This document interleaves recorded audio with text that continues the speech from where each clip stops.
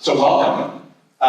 Thank you. You're welcome. And do you? Oh, you're good. We're good. Oh, I turn it on. Okay. See, you got to turn it on. That's the key to success. And don't let the machinery scare you. Pay no attention to the man behind the curtain. Okay. So let's begin just generally around. So this is ostensibly an advertising-related kind of conference, right? So I'd love to get your independent assessment of. By the way, the second floor reconstruction should be done by the end of the conference. So don't be dissuaded. Give us a sense of how you generally see the advertising marketplace, and in particular in and around the television space, which seems to be, depending on the moment, going in many different directions, especially in relation to advertising. Is it a healthy marketplace? Is it challenged? What is your general assessment when people come crying to you saying, help us divine the TVs here? Right. Thanks, Tim, and thanks for having me here today. I think this is a great conference. It looks like a wonderful agenda. So I would say the answer to your questions is yes. It's healthy, it's challenged. Really, it hasn't been, I think, an industry with so much potential, but also hate, really, since I started analyzing this industry, because you're really looking at an industry that's no longer just one industry. It's become very fragmented in terms of viewership, obviously, we can talk about that.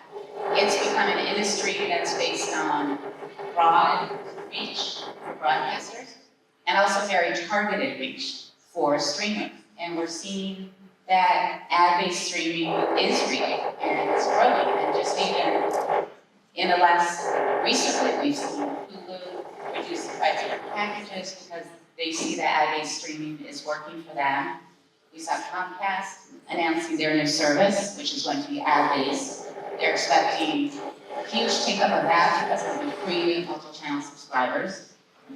So I think it's an industry where there is now tremendous ability for targeting, but the broad appeal of broadcasting hasn't gone away. If you just look at the political results of last year, over $3 billion for local TV. And that was a record. And local cable also did very well with political. Digital got money, but it paled in comparison to what broadcasting got. So we can talk about it, and it really depends also on categories. News and sports is very different from general entertainment.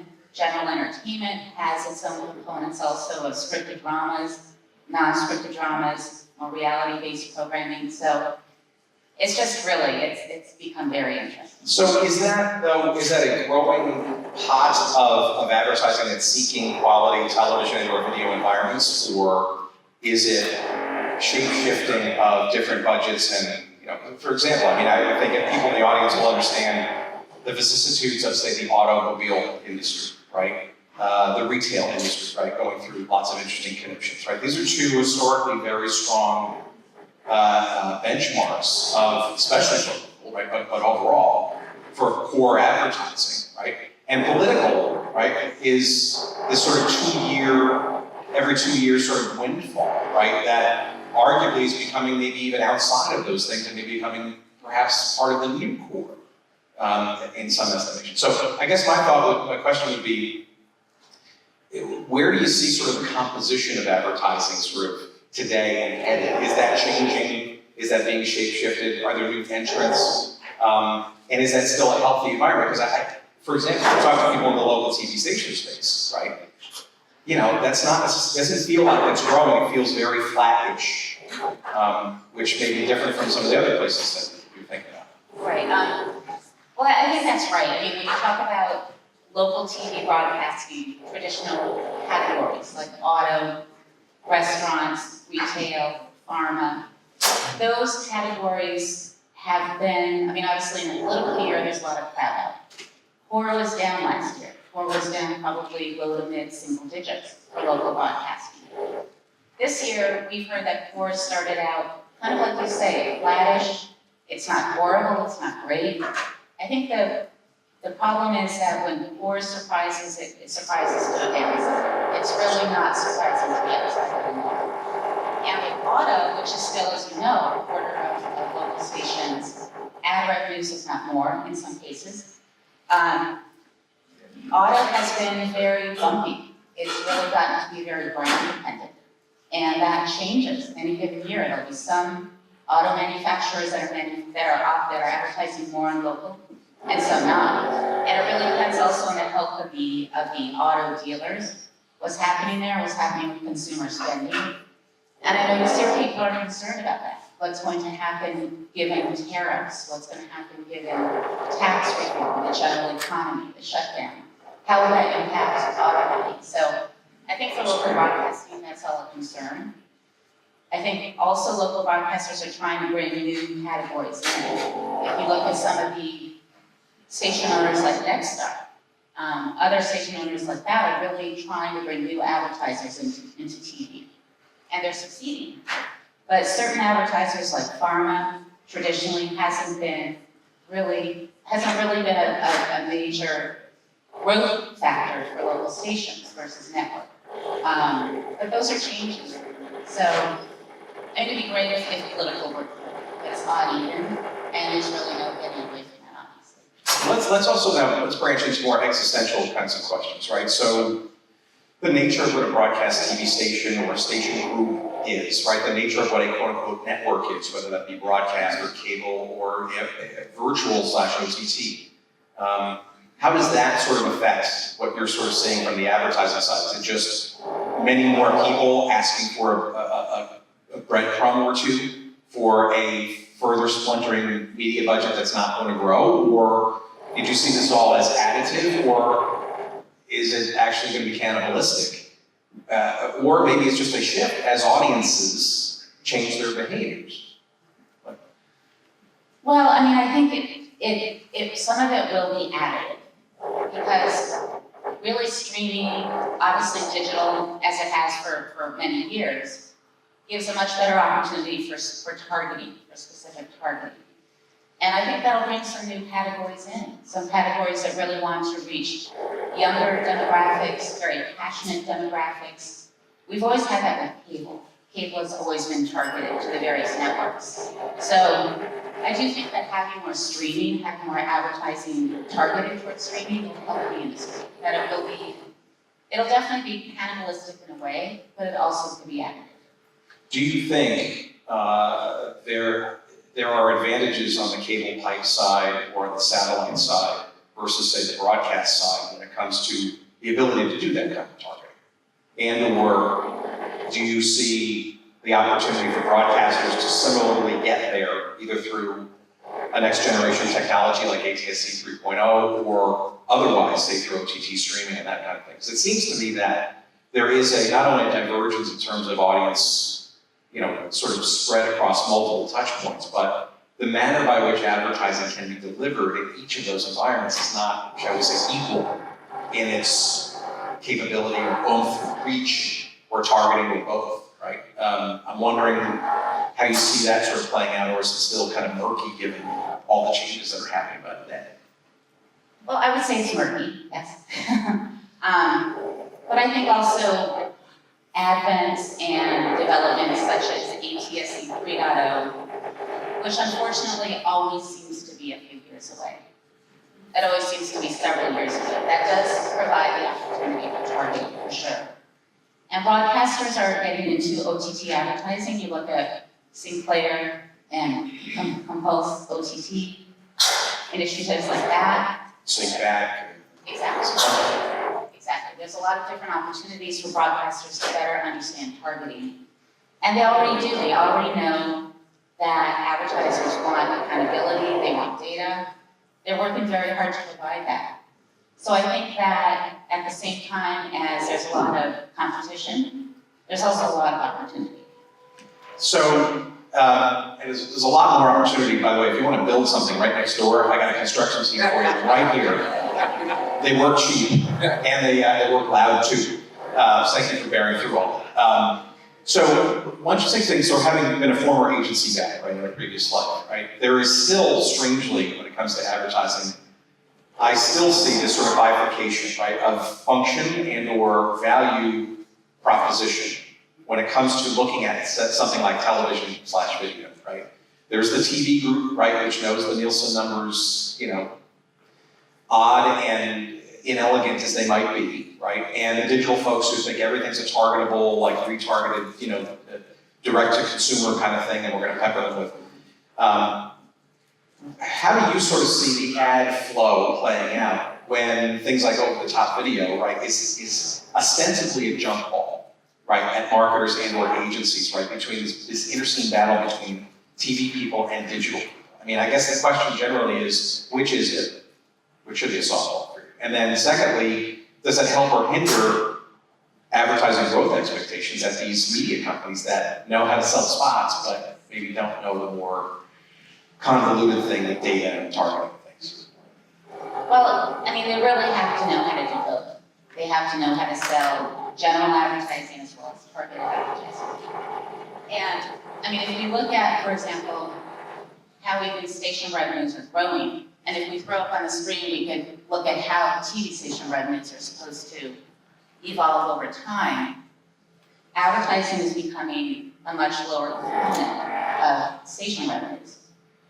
So I think that will really allow them to experiment a little bit more on the ad revenue side. But really, they need to understand how to do general advertising, digital advertising, and I think that capacity will grow with all media companies over time. So it sounds like there's some skill sets that have to be quickly embedded and or augmented, right, for a quote-unquote TV network, TV station, TV anything, right, to be relevant to the reach buyer, which is tried and true, to the most granular targeted buyer, and everything in between, right, hybrids.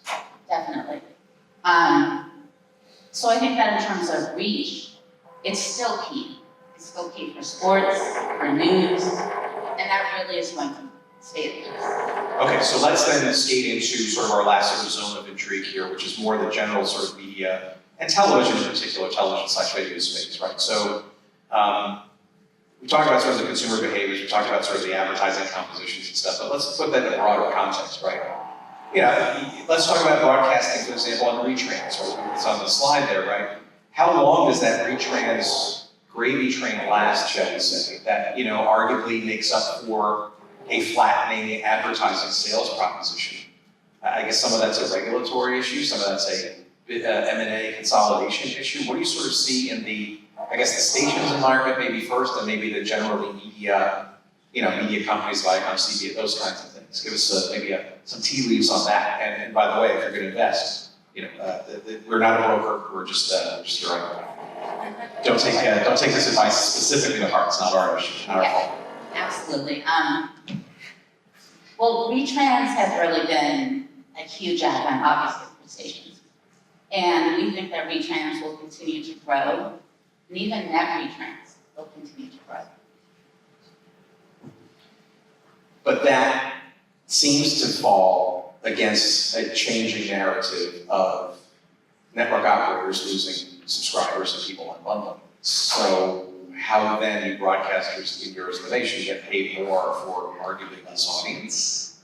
Well, they still have reach, and we think that retrans fees, and if we show just even the station revenue slide up there, you see that station revenues will stay more or less flat going forward. But for retrans, we think that those will continue to grow. However, the networks are going to ask for their share, and that's going to grow also. Okay, so that leads to the other part of the question, is the network affiliation structure and relationship.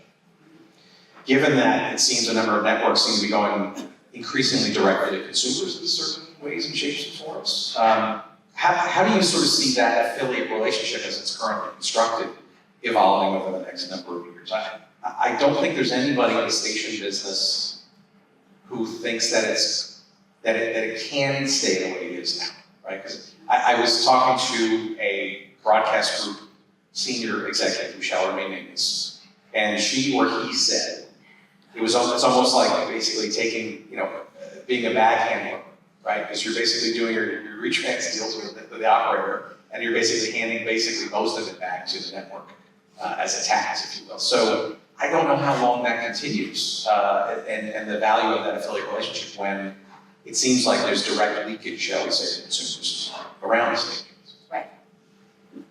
Well, I mean, I think that there's a lot coming up down the pike for broadcasters. For example, the NFL contract. And the NFL contract is up in a couple of years, and there'll be a lot of bidders for that. And the networks really want to hold on to that. If they have to pay a lot of money for that, they're going to ask the affiliates for money also. So I think that net retrans, we see it going to 60%, but there's a danger of that increasing yet. So at the end of the day then, how do you sort of see the media companies in the television realm sort of coalescing? Do you think broadcasting and cable assets like a Viacom and CBS, I mean, is it a game of scale? Is it just going to get bigger, or are we just going to have a handful of station owners, a handful of major conglomerates, and a handful of major OTT subscription offerings? What do you sort of see as how we watch television, say, the next 5 years? Right, well, I think there'll definitely be less fragmentation going forward. All of the services that exist now really can't continue to exist. So I think I'm sorry, cannot? Cannot. So you heard that here first. So you're saying that there are not going to be 250 OTT channels that we're all going to pay $4.99 or more a month for? Yeah, Okay. I don't think so. Okay. I think that's a good assessment. Yeah. I think there'll be more consolidation. There'll be more consolidation in the TV station space as well. And then let me sort of round off with this question. So let's bring it back to the advertising issue, and how does that sort of, do you think in your mind, play a role? I'm a big believer, I think Netflix has to be thinking at some point of some level of add something, whether it's a tier or whatever. It seems like there are hybrids that are sort of coming about. I'm just wondering how and if I'm correct on this, if advertising has a role to play as a subsidizer for the myriad of offerings that all have price tags attached to them. Do you see that advertising has a role to subsidize or help in the economics of television and streaming video, or are we going to be completely bifurcated where there are, if you will, the food deserts of free, right, with incessant ads, and those who can afford it have that sort of gated community of their own direct pay without ads? What do you think? Well, I mean, Netflix is really in an interesting situation because they really created the habit of consumers to watch TV with no ads. However, they're also spending huge amounts on content. And they could also be potentially losing some content with Disney starting its own stream, Warner having its own service. So I think that, I'm not sure if they're going to have advertising, but I think they are going to have perhaps higher prices, perhaps going forward it's going to be harder to create original content, but they're going to have to replace the content that they're using. Yeah, and I think it's going to be a very interesting exercise to see how consumers reaggregate their choices, given that all these things are splintering their choices and they put them back together. It feels to me that free has a role, right? And free meaning ad-supported, but I guess my thought would be, it should be 18 to 20 minutes of ads per hour as a network broadcasts, right? It has to be a more judicious serving of such, and arguably with targeting and or data that is a bit more specific and a bit more focused versus just general mass. Yeah. And I think it's interesting what will happen with free-to-air advertising, because you see NBC pulling back on advertising. You see them talking about prime pods. So like reducing ad loads and that kind of thing. But I'm sorry, the response though is they're just going to charge more for it, right? Is that doesn't feel like a strategy. It just feels like, okay, well, we're lessening the amount of inventory, we'll just jack up the rates and make it a little bit more expensive. Well, the thing is that even targeted advertising will have higher CPMs. So it could be that advertisers will be paying more for targeted, and to get more eyeballs on their ads, they might be willing to pay more also, if there are fewer ads, because they're still getting that reach. And I think advertisers also are going to have to pay more attention to creative. They're going to have to pay more attention to the fact that their ads really have to appeal to viewers who are used to not watching commercials, especially in scripted dramas. So I think that going forward, advertising and commercials are going to have to be more engaging. They have to be more targeted anyway. They have to really reach the people that the advertisers want to reach. So I think that's inevitable. Okay, so what is inevitable is a number of conversations later today and tomorrow that are going to get more entwined into these specific issues. We didn't really talk about sort of ratings and measurements, which we'll have some conversation about. There's a lot of processes, plural, that are embedded in all of this, right? So the ability for ad buyers and ad sellers to transact in more, shall we say, modern and more voluminous kind of way, given all these opportunities. And I encourage you all to stick around and/or listen and ask questions of these conversations. Rob, this has been a great table set, a scene setter for the entire conversation. And the good news is that we have finally and successfully killed off the construction team behind us. So I hope that we've done all the heavy lifting for all of the future conversations. Thank you very much, Rob and Flynn, for being here. All right, thank you so much.